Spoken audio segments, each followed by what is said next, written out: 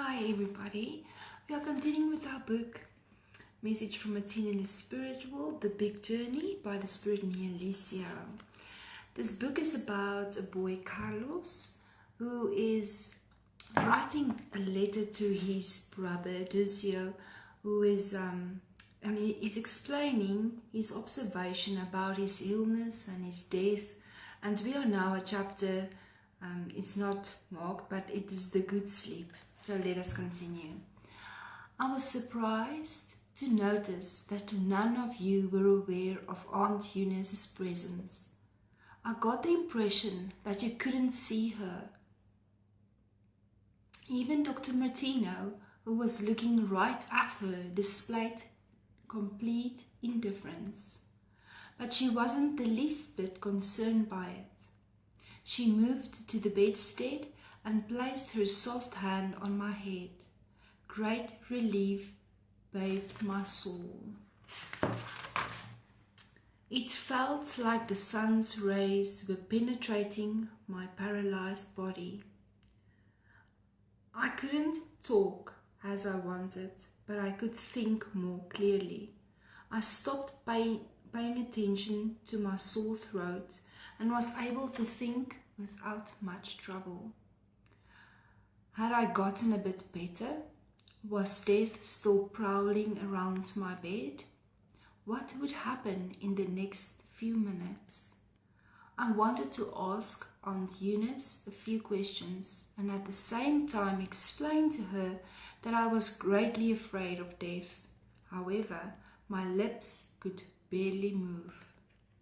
But from what I could tell, she perceived right away what was going on in my mind. She smiled kindly and said, "Do you really believe that someone could vanish forever? Don't believe such foolishness. You must compose yourself. After all, you have gone through many painful nights and sleepless days and sleepless nights." She smiled with even more tenderness, filling me with deep trust, and then said, "You must sleep peacefully without any worries." And since I was listening to her advice, she added, "Rest, little Carlos. Don't be afraid to give in to the influence of sleep. I'll watch over you." She then passed her right hand lightly and repeatedly over my ulcered throat. Ulcered throat. The change I experienced was complete. I felt like she was applying a wonderful bandage of relief. The pain that had tormented me for so long began to gradually give way. An unspeakable peace came over me at last.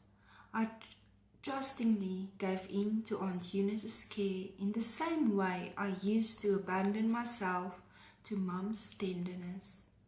She began stroking my sweat-soaked face with a loving and kind hand and rested it gently on my eyelids. I was still trying to look at you, but couldn't. My unexpected visitor gently closed my eyes and urged, "Sleep, little Carlos. You are tired." I couldn't say a word, but I agreed mentally.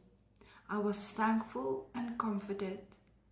Aunt Eunice noticed my silent air of contentment, because right then she leaned over and kissed me. I recall how Mum kissed me every night, and because of the relief I was feeling, I finally gave in to the good sleep. This is the explanation of him being assisted by his Aunt Eunice, the spirit who came to assist him. And what is so beautiful about this is that he says here is that he couldn't speak to her, and he was the only one. His observation was that he was the only one who could actually see her, although she kissed and hugged his mum. And then he said, "I wanted to ask Aunt Eunice a few questions and at the same time explain to her that I was greatly afraid of death. However, my lips could barely move. But from what I could tell, she perceived right away what was going on in my mind. And we know that spirits communicate through thoughts. So how wonderful is this for this child, this observation that he writes to his brother. I want to read question 154 in the Spirit's book about, it says here, is the separation of the soul from the body a painful process? And it says no. Frequently, the body suffers more during life than at the moment of death.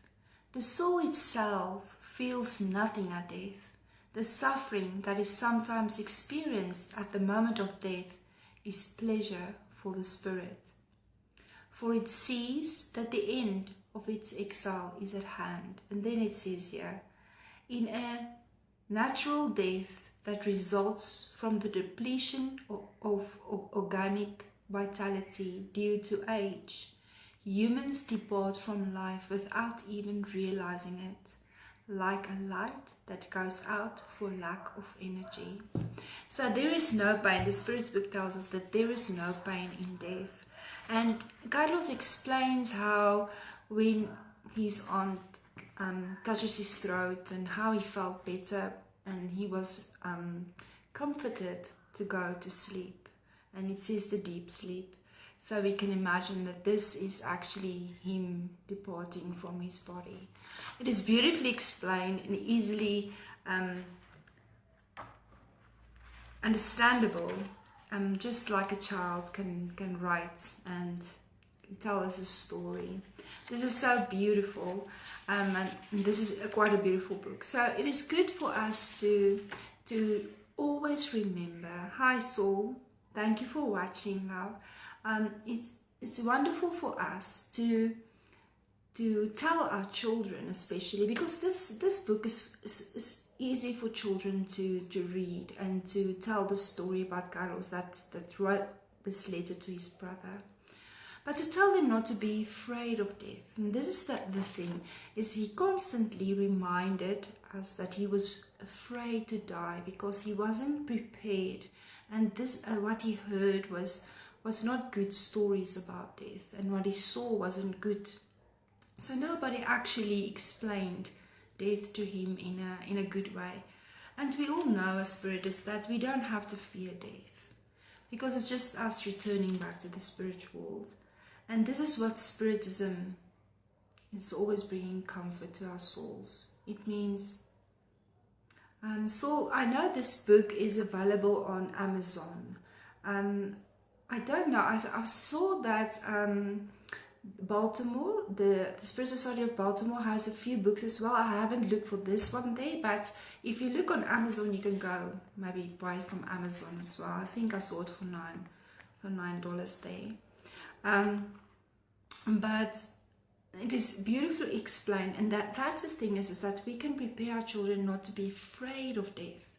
It is not, and as the Spirit's book tells us, it is not a painful process. It's actually a relief for the soul to leave the body, especially when there was a long time's illness or so. So it is actually relieved. And another thing to remember, we are always assisted during our death, or sometimes it is a few days or even a longer time. I've seen some spirits linger for a long time before actually the actual passing. It depends on spirit to spirit. And the thing is, we are always assisted during not even our incarnation, but also in our death. This is a wonderful book to do. We will see each other next week, and it says here the big journey. So then we begin the big journey into the spirit world, and it's beautifully. If you can have this book for your children, I mean, it's even good for us adults to read it. It's easy to read and easy explainable. So it is beautiful. Thank you so much. Thank you, Saul. Much love to you. And then I'll see you next week. May you have a wonderful evening. Thank you. Bye-bye.